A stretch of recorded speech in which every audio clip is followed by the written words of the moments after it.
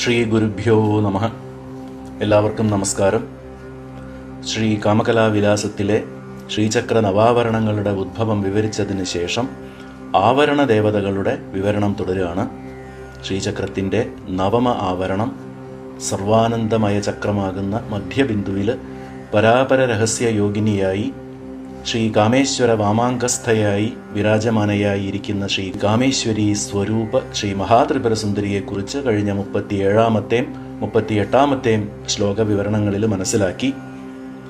ഇനി അടുത്ത 39-ാമത്തെ ശ്ലോകത്തിൽ ആദിമ ത്രികോണത്തിലെ, അതായത് പ്രഥമ ത്രികോണത്തിലെ ആവരണ ദേവതകളായ ശ്രീ മഹാകാമേശ്വരി മുതലായ അതിരഹസ്യ യോഗിനികളെയും ദിവ്യ സിദ്ധ മാനവ ഔഘങ്ങളായി ഗുരുമണ്ഡലം സ്ഥാപിച്ച ശ്രീ കാമകാമേശ്വരീമയ ശിവശക്തി മിഥുന സ്വരൂപങ്ങളെയും വിവരിക്കുകയാണ്.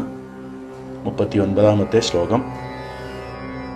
തന്മിഥുനം ഗുണഭേദാദാസ്തേ ബിന്ദുത്രയാത്മകേ ത്രശ്രേ കാമേശീ മിത്രേശ പ്രമുഖദ്വന്ദ്വത്രയാത്മനാ വിതതം.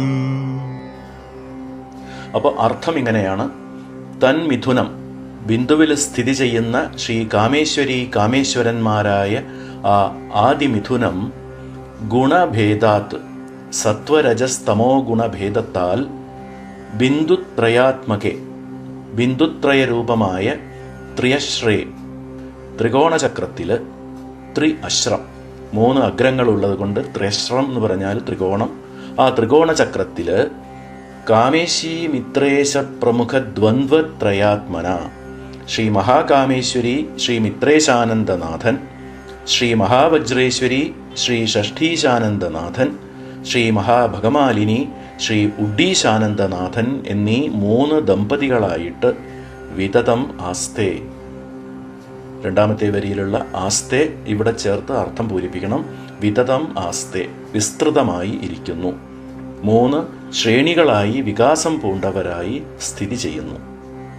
3 ഔഘങ്ങളായിട്ടുള്ള, 3 മണ്ഡലങ്ങളായിട്ടുള്ള ഗുരു പരമ്പര 3 യുഗങ്ങളിലായി സ്ഥാപിതമായി എന്ന് നേരത്തെ പറഞ്ഞതാണ്. ഈ ഗുരുമണ്ഡലങ്ങളിലെ ഭട്ടാരികകളായ ശ്രീ മഹാകാമേശ്വരി, ശ്രീ മഹാവജ്രേശ്വരി, ശ്രീ മഹാഭഗമാലിനി ഇവർ തന്നെയാണ് പ്രഥമ ത്രികോണമാകുന്ന സർവസിദ്ധിപ്രദ ചക്രത്തിൽ അഷ്ടമാവരണത്തിൽ ആവരണ ദേവതകളായി സ്ഥിതി ചെയ്യുന്നവർ. കാമേശ്വരിം അഗ്രകോണേ വജ്രേശ്യം ദക്ഷിണേ തഥാ വാമേപി ഭഗമാലാം തു മധ്യേ ത്രിപുരസുന്ദരീം. പ്രഥമ ത്രികോണത്തിൻ്റെ നേരെ താഴെയുള്ള കോണിൽ ശ്രീ മിത്രേശാനന്ദനാഥനോട് കൂടിയ ശ്രീ മഹാകാമേശ്വരിയും, മുകളിൽ വലതുവശത്തുള്ള കോണിൽ ശ്രീ ഷഷ്ഠീശാനന്ദനാഥനോട് കൂടിയ ശ്രീ മഹാവജ്രേശ്വരിയും, ഇടതുവശത്തുള്ള കോണിൽ ശ്രീ ഉഡ്ഡീശാനന്ദനാഥനോട് കൂടിയ ശ്രീ മഹാഭഗമാലിനിയും സ്ഥിതി ചെയ്യുന്നു. യോഗിനി ഹൃദയത്തിൽ പൂജാസങ്കേതത്തിൽ ശ്രീ മഹാകാമേശ്വരി, ശ്രീ മഹാവജ്രേശ്വരി, ശ്രീ മഹാഭഗമാലിനി ദേവികളെക്കുറിച്ച് പറഞ്ഞിട്ടുള്ളത് ഇങ്ങനെയാണ്. ശക്തിത്രയാത്മികാദേവി ചിദ്ധാമ പ്രസരാഹ പരാഹ സംവർത്താഗ്നികലാരൂപാഹ പരമാതിരഹസ്യകാഹ പൂർണാപൂർണസ്വരൂപായാഹ സിദ്ധേർഹേതുഃ സുരേശ്വരി സർവസിദ്ധിമയാഖ്യേതു ചക്രേ ത്വായുധഭൂഷിതാഃ സ്ഥിതാഃ കാമേശ്വരീ പൂർവാശ്ചതസ്രഃ പീഠദേവതാഃ. ശക്തിത്രയാത്മികാ ദേവി ചിദ്ധാമ പ്രസരാഹ പരാഹ. ഇച്ഛാജ്ഞാന ക്രിയാത്മികകളായ ഈ 3 അതായത് ശ്രീ മഹാകാമേശ്വരി, ശ്രീ മഹാവജ്രേശ്വരി, ശ്രീ മഹാഭഗമാലിനി എന്നീ 3 വാമ, ജ്യേഷ്ഠ, രൗദ്രി എന്നീ അംബികയുടെ കിരണങ്ങളുടെ സ്വരൂപം തന്നെയായ മംഗളസ്വരൂപിണികളാണ്. ഇവിടെ 4-മതായിട്ട് കൃതയുഗത്തിൽ ഗുരുരൂപം സ്വീകരിക്കുന്ന ശ്രീ ചര്യാനന്ദനാഥ സമേതയായ ശ്രീ മഹാത്രിപുരസുന്ദരിക്ക് പരാഭട്ടാരിക എന്ന മഹാഗുരുസ്ഥാനീയയായി ശാന്താശക്തിയാത്മികയായ അംബികയുടെ ഭാവത്തിലും സ്ഥാനമുണ്ട്. മഹാ ഉഡ്യാണപീഠസ്ഥിതയായ ശ്രീ മഹാഭട്ടാരികയെക്കുറിച്ച് ശ്രീ കാമകലാവിലാസത്തിൻ്റെ 51-ാം ശ്ലോകത്തിൽ വിവരിക്കുന്നുണ്ട്. അത് അപ്പോൾ വിശദീകരിക്കാം. പിന്നെ സംവർത്താഗ്നി കലാരൂപാഹ, സംവർത്താഗ്നി കലാരൂപങ്ങളാണ് ഈ 3. എന്താണ് ഇതിൻ്റെ അർത്ഥം? പ്രപഞ്ചത്തെ ചുട്ട് ഭസ്മമാക്കി കളയുന്നതാണ് സംവർത്താഗ്നി, അതായത് പ്രളയാഗ്നി. അതുപോലെ ഓരോ ആവരണങ്ങളാകുന്ന മറയും നീക്കി ഒടുവിൽ പരദേവതയുടെ ഏറ്റവും അടുത്തുള്ള ആവരണമായ സർവസിദ്ധിപ്രദ ചക്രത്തിൽ എത്തിക്കഴിയുമ്പോൾ പ്രപഞ്ചജ്ഞാനവും പ്രാപഞ്ചിക ദശയും നശിച്ച് ജീവൻ മുക്തി സാധ്യമാവുന്നു എന്ന് സൂചിപ്പിക്കുന്നതാണ് സംവർത്താഗ്നി സ്വരൂപകളായ ഈ മഹാകാമേശ്വര്യാദികളുടെ സാന്നിധ്യം. പിന്നെ പരമാ അതിരഹസ്യകാഹ, അത്യന്തം ഗോപനീയകളും എല്ലാ ആവരണ ദേവതകളിൽ വെച്ചും അത്യന്തം രഹസ്യകളുമാണ് ഇവർ. അതുകൊണ്ടാണ് ഇവർ അതിരഹസ്യ യോഗിനികൾ എന്നറിയപ്പെടുന്നത്. പൂർണാപൂർണ സ്വരൂപായാഹ സിദ്ധേർ ഹേതു സുരേശ്വരി, പൂർണമായ പാരമാർത്ഥിക തലവുമായി യോജിക്കുന്ന ജീവൻ മുക്തിയാകുന്ന മഹാമോക്ഷസിദ്ധിക്കും അപൂർണമായ പ്രാപഞ്ചിക തലവുമായി യോജിക്കുന്ന ഭൗതിക സിദ്ധികൾക്കും കാരണഭൂതകളായവരും സർവസിദ്ധിമയാഖ്യേതു ചക്രേതു ആയുധഭൂഷിതാഹ സ്ഥിതാഹ. അതുകൊണ്ട് തന്നെ സർവസിദ്ധിപ്രദം എന്ന ചക്രത്തില് ആയുധഭൂഷാദികളോട് സ്ഥിതി ചെയ്യുന്നവരാണ് കാമേശ്വരി പൂർവാഹ ചതസ്രഹ പീഠദേവതാഹ. ശ്രീ മഹാകാമേശ്വരി, ശ്രീ മഹാവജ്രേശ്വരി, ശ്രീ മഹാഭഗമാലിനി എന്നീ 3 ദേവതകളും. അവർ ശ്രീ മഹാത്രിപുരസുന്ദരി ദേവിയായ പരാഭട്ടാരികയോടുകൂടി 4 പീഠങ്ങളിൽ സ്ഥിതി ചെയ്യുന്നു. എന്താണ് ഈ 4 പീഠങ്ങൾ? ഭാസനാത് വിശ്വരൂപസ്യ സ്വരൂപേ ബാഹ്യതോപി ച ഏതാശ്ചതസ്രഹ ശക്ത്യസ്തു കാ പൂജ ഓ ഇതി ക്രമാത്. കാ പൂജ ഓ എന്നീ 4 പീഠങ്ങൾ. കാപൂജാവോ ഇത്യേകൈകമക്ഷരമേകൈക പീഠനാമൈക ദേശഃ. കാമഗിരിപീഠം, പൂർണ്ണഗിരിപീഠം, ജാലന്ധരപീഠം, ഓഡ്യാണപീഠം എന്നീ 4മാണ് കാ പൂജ ഓ പീഠങ്ങൾ എന്ന് തന്ത്രശാസ്ത്രങ്ങളിൽ പറയുന്നത്. അതാത് പീഠങ്ങളുടെ ആദ്യത്തെ അക്ഷരങ്ങളാണ് കാ പൂജ ഓ. ശ്രീ മഹാകാമേശ്വരി കാമഗിരി പീഠത്തിലും ശ്രീ മഹാവജ്രേശ്വരി പൂർണ്ണഗിരി പീഠത്തിലും ശ്രീ മഹാഭഗമാലിനി ജാലന്ധര പീഠത്തിലും സ്ഥിതി ചെയ്യുന്നവരാണ്. ഇതിൽ നേരത്തെ പറഞ്ഞ പോലെ ഒഡ്യാണ പീഠസ്ഥിതയായിരിക്കുന്നത് പരാഭട്ടാരികയായ ഭഗവതി ശ്രീ മഹാത്രിപുരസുന്ദരി തന്നെയാണ്. സർവസിദ്ധിപ്രദ ചക്രത്തിൽ ഈ അതിരഹസ്യ യോഗിനികളുടെ സ്ഥാനങ്ങൾ വീഡിയോയിൽ കൊടുത്തിട്ടുള്ള ചിത്രത്തിൽ കാണാവുന്നതാണ്.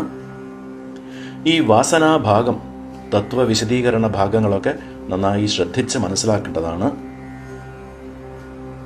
ഏഷാ അതിരഹസ്യ യോഗിന്യഃ അഷ്ടഭുജാഃ ചാപബാണ പാനപാത്ര മാതുലുംഗ കൃപാണഫലക നാഗപാശ ഖണ്ഡാധര ലളിതാ സമാന മാഹാത്മ്യ തേജസോധ്യേയ.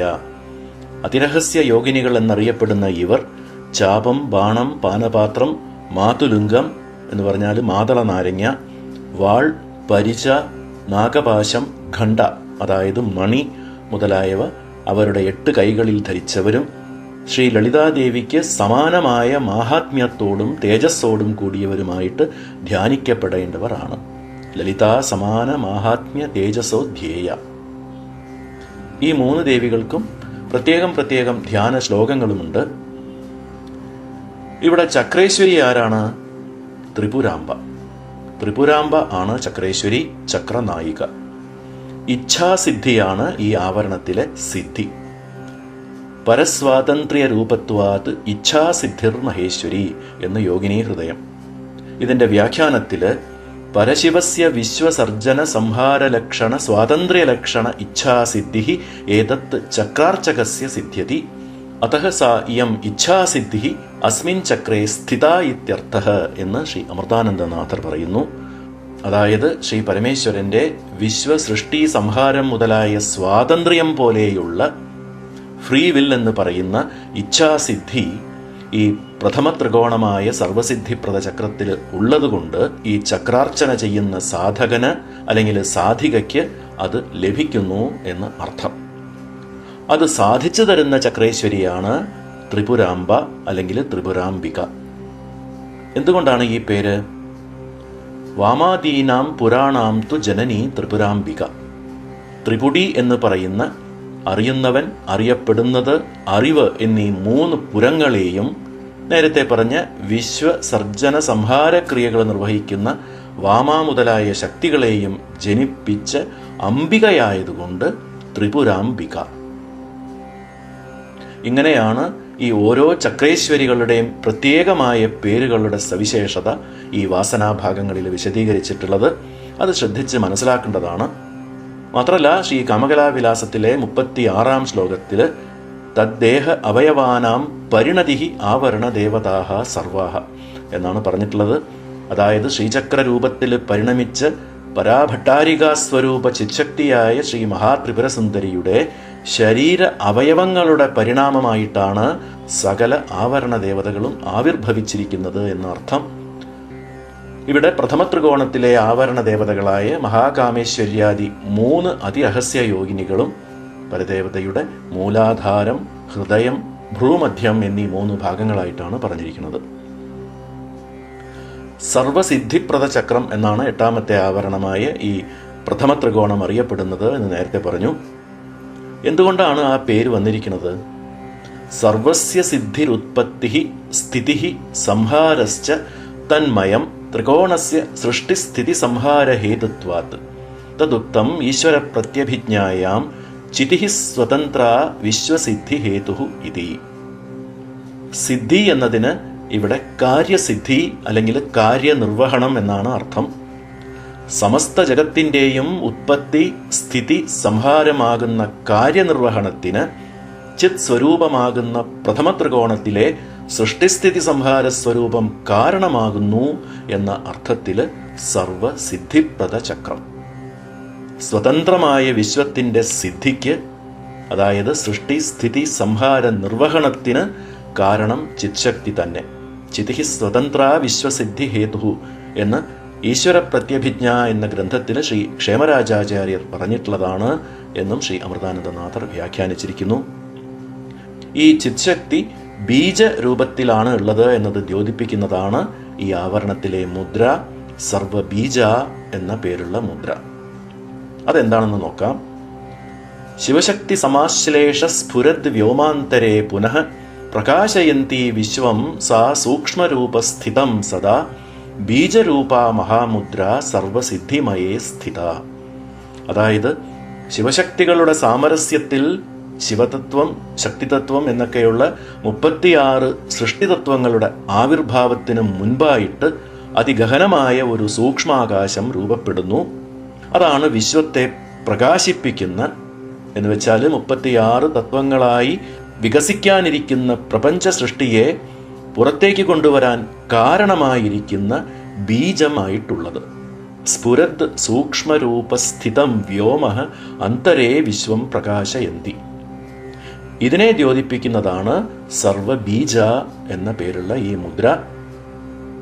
സേതുബന്ധം വ്യാഖ്യാനത്തിൽ ശ്രീ ഭാസ്കരറായർ ഇത് വിശദീകരിക്കുന്നുണ്ട്. വസ്തുതോ വ്യോമ്നോ അപി സൃഷ്ട്യന്തർഗതത്വേന ബീജദശായാം തദുത്പത്തേർ അഭാവേന ശിവശക്തിയോർ ഗർഭ ഇത്യേവ വിവക്ഷിതം. അതായത് വാസ്തവത്തിൽ പ്രപഞ്ചവും ജീവജാലങ്ങളും സൃഷ്ടിക്കപ്പെടുന്നതിന് മുൻപായി തന്നെ സർവവും ബീജരൂപത്തിൽ ശിവശക്തി സാമരസ്യത്തിൻ്റെ അന്തർഭാഗത്തിലെ സൂക്ഷ്മാകാശമാകുന്ന ഉദ്ഭവസ്ഥാനത്തിൽ ഭാവി ചരാചര വിശ്വോത്പത്തി ബീജമായി സ്ഥിതി ചെയ്യുന്നുണ്ട് എന്ന്. എന്താണ് ഈ ബീജം? അത് നമ്മൾ ശ്രീ കാമകലാവിലാസത്തിലെ 2ാമത്തെ ശ്ലോകത്തിൽ ശക്തിതത്വം വിവരിക്കുന്ന അവസരത്തിൽ ഭാവി ചരാചര ബീജം എന്നത് ശക്തിയുടെ ഒരു വിശേഷണമാണ് എന്ന് മനസ്സിലാക്കിയതാണ്. ഇത് തന്നെയാണ് സർവബീജ മുദ്ര കുറിക്കുന്നത്. നേരത്തെ സർവയോനി മുദ്രയായി പരിപൂർണാനന്ദ പ്രകാശ ബിന്ദുവായി പ്രകാശിച്ച ചിത് ശക്തി തന്നെയാണ് സർവബീജയായിട്ട് ഈ അടുത്ത പ്രഥമ ത്രികോണമാകുന്ന സർവസിദ്ധിപ്രദ ചക്രത്തിൽ പൂജിക്കപ്പെടുന്നത് എന്ന് സാരം.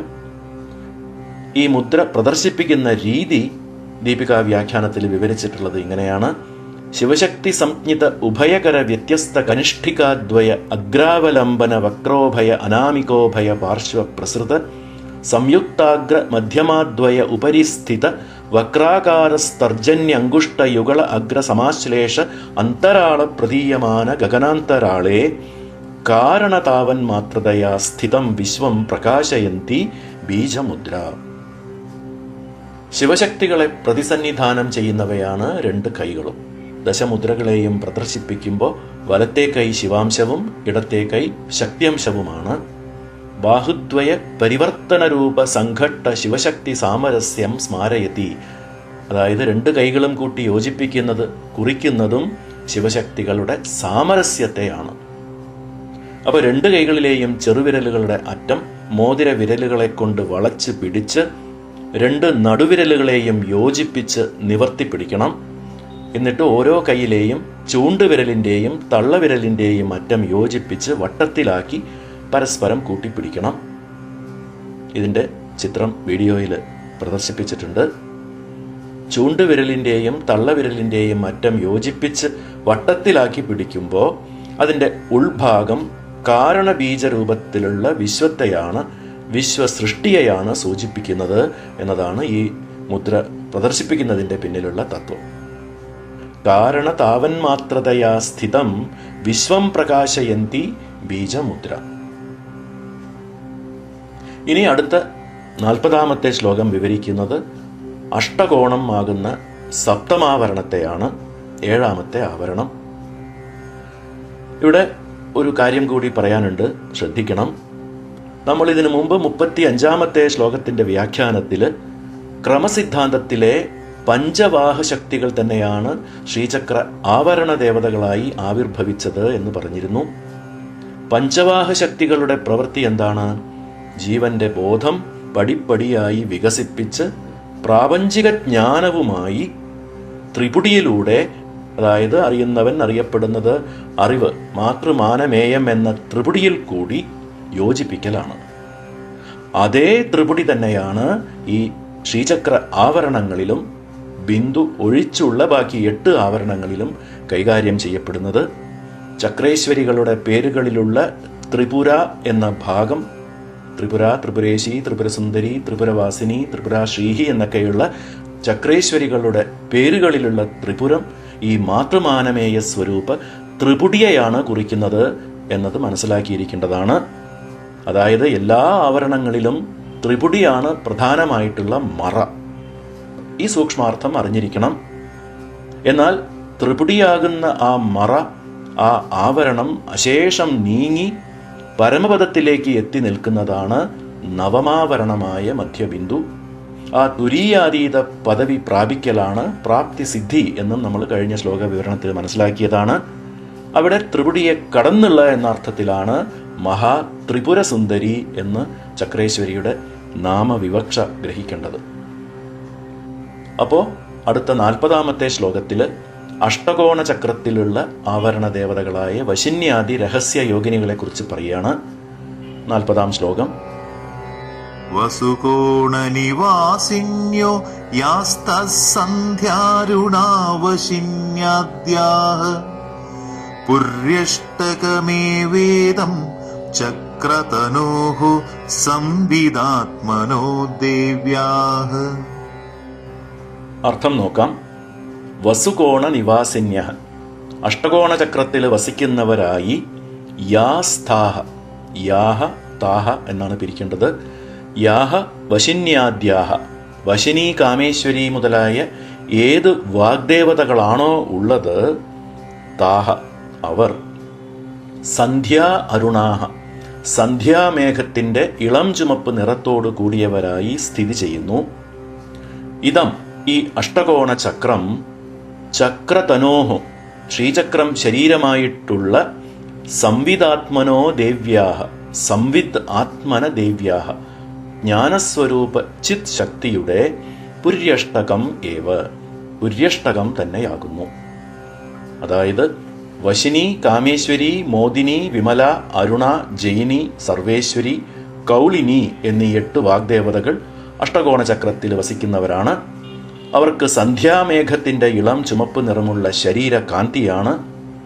പരാസംവിത് സ്വരൂപിണിയായ ശ്രീ മഹാത്രിപുരസുന്ദരിയുടെ ശരീരമാകുന്ന ശ്രീചക്രത്തിലെ ഈ അഷ്ടകോണം ദേവിയുടെ സൂക്ഷ്മ ശരീരമായ പുര്യഷ്ടകമാണ് എന്ന് അർത്ഥം.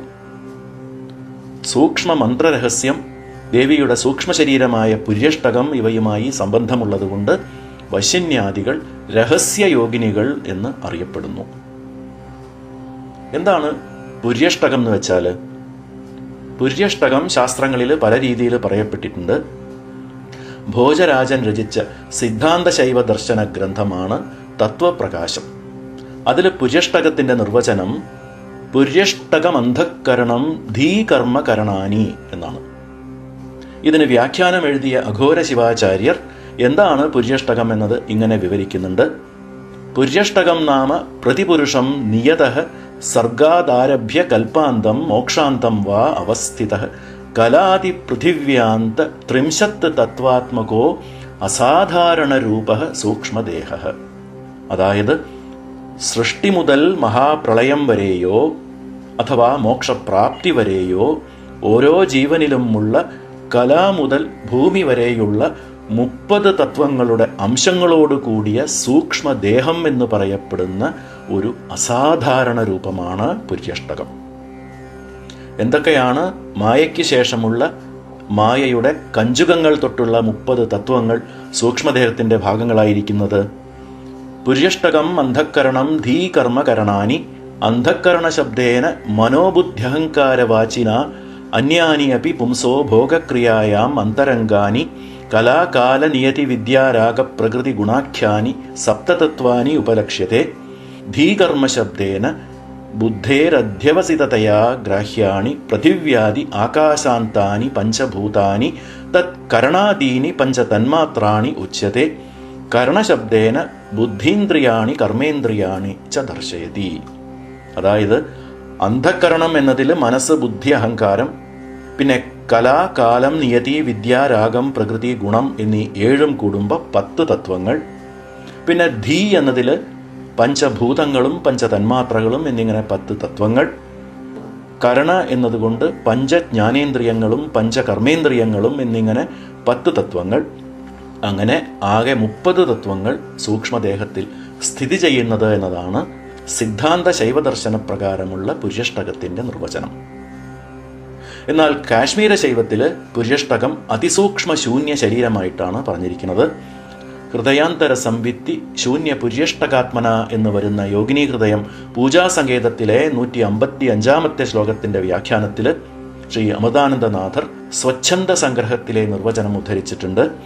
ചിതിഹി ചിത്തം ച ചൈതന്യം ചേതനാദ്വയ കർമ്മ ച ജീവഃ കലാ ശരീരം ച സൂക്ഷ്മ പുര്യഷ്ടകം മതം. ചിതി, ചിത്തം, ചൈതന്യം, ചേതന. ചിതി എന്ന് പറഞ്ഞാൽ ഗ്രഹണശക്തി, മനസ്സാണ് ചിത്തം, ആത്മാവിൻ്റെ ചിദംശമാണ് ചൈതന്യം, പിന്നെ ഉണർവാണ് ചേതനം. ഈ 4ഉം പിന്നെ 2 തരം കർമ്മങ്ങൾ, ജീവൻ, മറയ്ക്കുന്ന അല്ലെങ്കിൽ സങ്കീർണതയുണ്ടാക്കുന്ന കല, പിന്നെ സൂക്ഷ്മ ശരീരം. ഈ 8ഉമാണ് സൂക്ഷ്മ പുര്യഷ്ടകം. അത്യന്തം സൂക്ഷ്മങ്ങളും ഒന്നിനൊന്ന് വേർതിരിച്ച് അർത്ഥം വ്യക്തമാക്കാൻ പ്രയാസമുള്ളത് കൊണ്ടുമായിരിക്കണം ഇതിൻ്റെ ഒന്നും കൂടുതൽ അർത്ഥവിശദീകരണം ആചാര്യൻ കൊടുത്തിട്ടില്ല. ഹൃദയപത്മത്തിന്റെ ഉള്ളിൽ സ്ഫുരിക്കുന്ന സംവിദ് കലയിലെ അംശങ്ങളായിട്ടാണ് ചിദഷ്ടകം എന്നീ 8ഉം പറഞ്ഞിട്ടുള്ളത്. പുരം എന്നത് ശരീരമാണ്. അതിൻ്റെ ചിദഷ്ടക രൂപത്തിലുള്ള സൂക്ഷ്മ ശരീരം ശൂന്യപുര്യഷ്ടകമാണ്. സൂക്ഷ്മപുര്യഷ്ടകാനാം സൂക്ഷ്മത ദുർലക്ഷ്യത്വാത് ശൂന്യത്വം ഇതി എന്നും പറഞ്ഞിരിക്കുകയാണ്. അതായത് ഈ രീതിയിൽ അത്യധികം സൂക്ഷ്മമായതുകൊണ്ടും ദുർലക്ഷ്യമായതുകൊണ്ടും ഈ സൂക്ഷ്മപുര്യഷ്ടകം യഥാർത്ഥത്തിൽ ശൂന്യമാണ് എന്ന അർത്ഥം. എന്നാൽ സേതുബന്ധത്തിൽ ശ്രീ ഭാസ്കര റായർ സ്ഥൂലപുര്യഷ്ടകം എന്തൊക്കെയാണെന്ന് പറയുന്നുണ്ട്. കർമ്മേന്ദ്രിയാണി ഖലു പഞ്ച തഥാപരാണി ബുദ്ധീന്ദ്രിയാണി മന ആദി ചതുഷ്ടയം ച പ്രാണാദി പഞ്ചകമഥോ വ്യദാദികം ച കാമശ്ച കർമ്മ ച തമഃ പുനരഷ്ടമീയുഹു എന്ന ഒരു ശ്ലോകം ഉദ്ധരിച്ചാണ് സ്ഥൂലപുര്യഷ്ടകത്തിൻ്റെ വിവരണം തന്നിട്ടുള്ളത്. അതായത് കർമ്മേന്ദ്രിയങ്ങൾ, ജ്ഞാനേന്ദ്രിയങ്ങൾ, പിന്നെ അന്ധക്കരണ ചതുഷ്ടയം എന്ന് പറയുന്ന മനസ്സ്, ബുദ്ധി, ചിത്തം, അഹങ്കാരം എന്നീ 4ഉം, പിന്നെ പ്രാണാദി പഞ്ചകം, പ്രാണൻ, അപാനൻ, സമാനൻ, ഉദാനൻ, വ്യാനൻ എന്ന പ്രാണപഞ്ചകം, പിന്നെ വിയദാദി പഞ്ചകം, അതായത് യോഗാവസ്ഥയിൽ അനുഭവവേദ്യമാകുന്ന ആകാശം, പരാകാശം, മഹാകാശം, സൂര്യാകാശം, പരമാകാശം എന്നീ 5 ആകാശങ്ങൾ, പിന്നെ കാമശ്ച കർമ്മച തമഃ, കാമം, കർമ്മം, തമസ്, ഈ 8ഉമാണ് ദേവിയുടെ സ്ഥൂല പുര്യഷ്ടകം. സൂക്ഷ്മ പുര്യഷ്ടകമല്ല, സ്ഥൂല പുര്യഷ്ടകം. ശേഷം ദുർലക്ഷ്യമായി ഇരിക്കുന്നത് കൊണ്ട് ഈ പുര്യഷ്ടകം രഹസ്യങ്ങളാണ്. ഇവയുമായി യോജിച്ചിരിക്കുന്നത് കൊണ്ട് വശിന്യാദികൾ രഹസ്യയോഗിനികൾ എന്ന് അറിയപ്പെടുന്നു. മാത്രമല്ല, അപൂർണത്വമായിരിക്കുന്ന വ്യാധിയെ അകറ്റി പൂർണാഹന്ത സ്വരൂപം പ്രദാനം ചെയ്യുന്നവരാണ് വശിന്യാദി ദേവതകൾ. പരിച്ഛിന്നമായിരിക്കുന്ന ഭേദദൃഷ്ടിയാണ് രോഗം. അതില്ലാതാക്കി അപരിച്ഛിന്നത്വം നൽകുന്നവരാണ് വശിന്യാദി വാഗ്ദേവതകൾ. അതുകൊണ്ട് ഈ 7ാമത്തെ ആവരണം സർവരോഗഹര ചക്രം എന്ന് അറിയപ്പെടുന്നു. ശ്രീവത്സരാജൻ എന്ന ഒരു ദേവീഭക്തനെക്കുറിച്ച് പഞ്ചസ്തവിയിൽ പറയുന്നുണ്ട്. ശ്രീവത്സരാജകൃതമായിട്ടുള്ള അപൂർവമായ ഒരു ദേവീസ്തുതിയുണ്ട്, കാമേശ്വരി സ്തുതി. അതിൽ ആവരണ ദേവതകളെക്കുറിച്ച് വിവരിക്കുന്നുണ്ട്. അതിൽ വശിന്യാദി ദേവതകളെ വർണ്ണിക്കുന്നത് ഇങ്ങനെയാണ്: ചാപേഷു പുസ്തകാക്ഷസ്ര ചാരുപാണി ചതുഷ്ടയ രക്തവാഗീശ്വരീർ വന്ദേ വശിന്യാദ്യഷ്ടദേവതാ. അഴകുള്ള 4 കൈകളിൽ അമ്പും വില്ലും പുസ്തകവും അക്ഷമാലയും ധരിച്ചിരിക്കുന്നവരും ചുവന്ന നിറമുള്ളവരുമായ വശിന്യാദി വാഗീശ്വരികളെ ഞാൻ നമിക്കുന്നു എന്ന് അർത്ഥം. യോഗിനി ഹൃദയത്തിൽ വശിന്യാദികളുടെ ആയുധങ്ങൾ പറഞ്ഞിട്ടുള്ളത് മറ്റൊരു രീതിയിലാണ്: സർവരോഗഹരേ ചക്രേ സംസ്ഥിത വീരവന്ദിതേ വശിന്യാദ്യാഹ രക്തവർണാഹ വരദാഭയമുദ്രിതാഹ പുസ്തകം ജപമാലാം ച ദധാനാഹ സിദ്ധയോഗിനീ. ഇതിൻ്റെ അർത്ഥം ഇങ്ങനെയാണ്. അതായത്, സർവരോഗഹര ചക്രത്തിലെ ആവരണ ദേവതകളായ വശിന്യാദികൾ ചുവന്ന ശരീരകാന്തിയുള്ളവരും പുസ്തകം ജപമാല അഭയ വരമുദ്രകൾ ധരിച്ചവരുമായ സിദ്ധയോഗിനികളാണ് എന്ന് അർത്ഥം. അഷ്ടകോണമാകുന്ന സർവരോഗഹര ചക്രത്തിലെ 8 കോണുകളിലുമായിട്ട് വാമാവർത്തമായി, അതായത് അപ്രദക്ഷിണമായിട്ടാണ് ഈ വശിനി മുതലായ 8 രഹസ്യ യോഗിനികളും സ്ഥിതി ചെയ്യുന്നത്. അത് വീഡിയോയിൽ കാണിച്ചിട്ടുണ്ട്. എന്താണ് ഈ ആവരണത്തിലെ സിദ്ധി? ഭുക്തിസിദ്ധിയാണ് ഈ സർവരോഗഹര ചക്രത്തിലെ സിദ്ധി. ശുദ്ധവിദ്യ വിശുദ്ധിം ച ഭുക്തിസിദ്ധിം മഹേശ്വരി എന്ന് യോഗിനി ഹൃദയം. അതിൻ്റെ ദീപികാ വ്യാഖ്യാനം ഇങ്ങനെയാണ്: ശുദ്ധവിദ്യേതി അഹന്താ ഇദന്തയോരൈക്യമതി വിദ്യ നിഗദ്യത്തെ ഇതി പരാപഞ്ചാശികോക്തരീത്യാ ശിവാദ്വൈത പ്രഥാലക്ഷണായാഹ ശുദ്ധവിദ്യയാ വിശുദ്ധിഃ ജ്ഞാനേന ജ്ഞേയമാലോക്യ പശ്ചാത് ജ്ഞാനം പരിത്യജേത് ഇതി പ്രതിപാദിതരീത്യാ ജ്ഞാതൃജ്ഞാനജ്ഞേയ വിഭാഗശൂന്യ നിർവികൽപബോധലക്ഷണ പരശിവ സമാവേശഃ തദ്രൂപിണീം അതയേവ ഭുക്തിസിദ്ധിം മഹാഭുക്തിം വിശ്വവിഷയിണീം സ്വസാധകസ്യ സാധയതി. ഇതിൻ്റെ അർത്ഥം ശ്രദ്ധിച്ചു കേൾക്കണം. അഹന്ത ഇദന്തയോർ ഐക്യമതിഹി. അഹന്ത എന്ന് വെച്ചാൽ അറിയുന്നവൻ, സബ്ജക്റ്റ്. ഇദന്ത എന്ന് വെച്ചാൽ അറിയപ്പെടുന്നത്, ഓബ്ജക്റ്റ്. ശരിക്കും പറഞ്ഞാൽ പ്രമാതൃത്വം, പ്രമേയത്വം, സബ്ജക്റ്റിവിറ്റി ആൻഡ് ഓബ്ജക്റ്റിവിറ്റി ആണ് അഹന്ത ഇദന്ത എന്നത്. അതായത് ജീവാത്മാവും ലോകവും. അറിയപ്പെടേണ്ടതിനെ അറിയുന്നതാണ് അറിവ്, നോളജ്, അല്ലേ?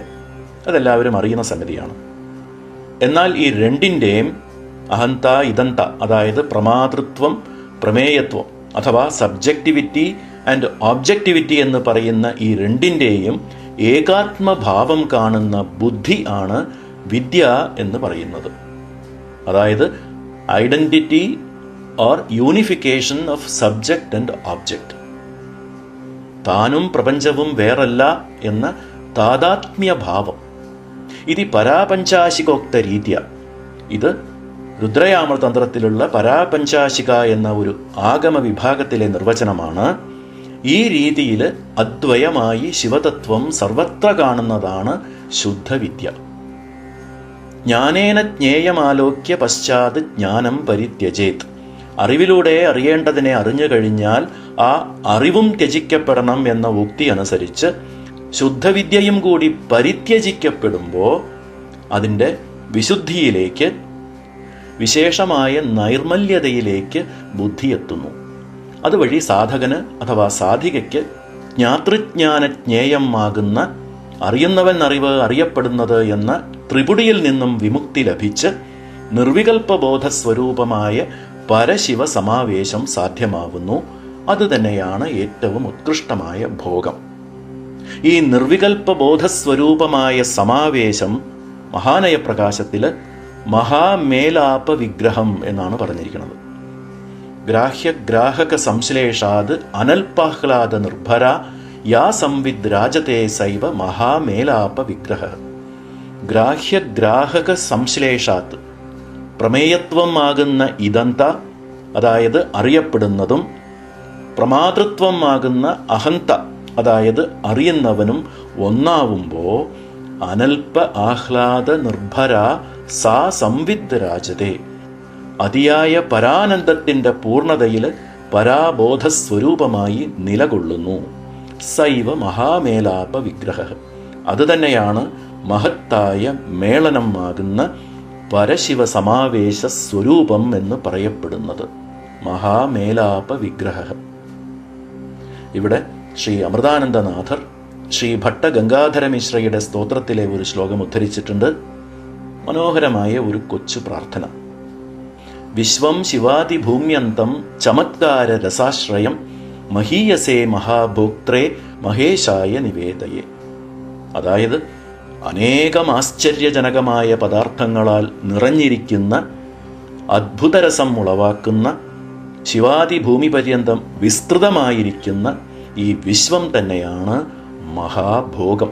എന്ന് വെച്ചാൽ ഒരു ജീവനായി ജനിച്ചതുകൊണ്ട് ഓരോരുത്തരും അനുഭവിക്കുന്ന മഹത്തായ ഭോഗമാണ് ഈ ലോകം, ലോക ജീവിതം. ജീവികൾക്ക് കിട്ടിയിട്ടുള്ള ഒരു സംഭാവന, ആഹ്ലാദജനകമായ ഒരു ഇഷ്ടദാനമാണ് പഞ്ചഭൂതാത്മകമായ ഈ ലോകം, അല്ലേ? ഈ ലോകത്തിലെ ജനനം സിദ്ധിച്ചതും പഞ്ചഭൂതാത്മക ചമത്കാര രൂപങ്ങളായ ഇവിടുത്തെ ഓരോ രംഗങ്ങളും, ദൃശ്യവിധാനങ്ങളും, പശ്ചാത്തലങ്ങളും, പരിതോവസ്ഥകളും, ജീവിത വൈവിധ്യങ്ങളും ഇതൊക്കെ തന്നെയാണ് ഭോഗം. ആ ഭോഗാസ്വാദനമാണ് ജീവിതം. എൻ്റെ ആ ഭോഗാസ്വാദനം മഹാ ഐശ്വര്യശാലിയായ മഹാഭോക്താവായ ഭഗവാൻ മഹേശൻ ശ്രീ പരമേശ്വരന് ഞാൻ സമർപ്പിക്കുന്നു എന്ന് അർത്ഥം. മഹീയസേ മഹാഭോക്ത്രേ മഹേശായ നിവേദയേ. എന്തൊരു വാണീവിലാസമാണ് മഹാത്മാക്കളുടെ, അല്ലേ? അപ്പോൾ ഇതാണ് ഭുക്തിസിദ്ധി. നമ്മളെല്ലാവരും അനുഭവിക്കുന്ന ഭോഗം തന്നെയല്ലേ ഇത്? ഇതിലെന്താണ് ഇപ്പോൾ സിദ്ധിയുടെ അംശം എന്ന് പറയാനുള്ളത്? കാരണം ഈ ഭുക്തിസിദ്ധി തരുന്ന ഭോഗത്തിൽ ദുഃഖത്തിൻ്റെ ലാഞ്ചന ലവലേശമില്ല എന്നത് തന്നെയാണ്. അതാണ് ഭോഗത്തെ സിദ്ധിയാക്കുന്നത്. അതുതന്നെയാണ് നേരത്തെ ദീപികാ വ്യാഖ്യാനത്തിൽ പറഞ്ഞത്, ജ്ഞാതൃജ്ഞാനജ്ഞേയ വിഭാഗ ശൂന്യ നിർവികൽപ്പ ബോധലക്ഷണം എന്ന്. നമ്മുടെ ഭോഗാസ്വാദനം വികൽപ്പത്തിൽ കൂടിയാണ്. അനുഭവിക്കുന്നതിന് അവിടെ ഞാൻ വിത്തിൻ ഇൻവെർട്ടഡ് കമാസ് ഉണ്ടായിരിക്കണം, എന്നാലേ ഭോഗമുള്ളൂ, അല്ലേ? എന്നാൽ ഈ സിദ്ധി നിർവികൽപ്പത്തിൽ കൂടിയുള്ള ഭോഗാസ്വാദനമാണ്. ത്രിപുടി വിമുക്തി എന്ന് പറയുന്ന അഹന്ത ഇദന്തകളുടെ ഏകാത്മഭാവം സിദ്ധിക്കുമ്പോൾ കിട്ടുന്നത്. അതാണ് ജ്ഞാതൃജ്ഞാന ജ്ഞേയ വിഭാഗ ശൂന്യ നിർവികൽപ്പ ബോധലക്ഷണം എന്ന് പറഞ്ഞിരിക്കുന്നത്. ലൗകിക ഭോഗത്തിനെ ഈ രീതിയിൽ കാണാൻ സാധിക്കുന്നതാണ് മഹാഭോഗം എന്ന് പറയുന്ന ഭുക്തിസിദ്ധി. ഈ ഭുക്തിസിദ്ധിയുടെ അധിഷ്ഠാത്രിയാണ് ഈ ആവരണത്തിന്റെ ചക്രേശ്വരിയായ ത്രിപുരാ സിദ്ധി. ത്രിപുരം ആകുന്ന ത്രിപുടിയിൽ നിന്നും കടത്തി പരമമായ ശിവതത്വത്തിൽ വിലയമാകുന്ന സിദ്ധി സാധിച്ചു തരുന്നവൾ എന്ന അർത്ഥത്തിൽ ഈ സിദ്ധി വളരെ മഹത്തായ ഒരു സിദ്ധി ആയതുകൊണ്ട് ത്രിപുരാസിദ്ധി എന്ന് തന്നെയാണ് ഈ ചക്രേശ്വരിയുടെ നാമം. അത് ഈ ചക്രേശ്വരിക്ക് യോജിച്ചിരിക്കുന്നു എന്ന് മനസ്സിലാക്കാവുന്നതാണ്. ത്രിപുടി വിമുക്തി സിദ്ധിച്ചിട്ടില്ലെങ്കിലും നമുക്കും ഭോഗസമർപ്പണം ചെയ്യാൻ സാധിക്കും. എങ്ങനെയാണ്? സകല ഭോഗാനുഭവങ്ങളിലും ഉണ്ടായിരിക്കേണ്ട ഭഗവത് സ്മൃതിയാണ്. ഏതൊരു ഭോഗം ആസ്വദിക്കുമ്പോഴും ജീവിതത്തിലെ ഒരു ഭോഗവും ശാശ്വതമല്ല എന്ന അവബോധത്തോടെയുള്ള ഈശ്വര ചിന്തയാണ് നമ്മളെ കൊണ്ട് ചെയ്യാവുന്ന ഭോഗസമർപ്പണം. ഇനി ഈ ആവരണത്തിന്റെ മുദ്രാശക്തിയെക്കുറിച്ച് അടുത്ത ഭാഗത്തിൽ നോക്കാം. അതുവരെ എല്ലാവർക്കും നന്ദി, നമസ്കാരം.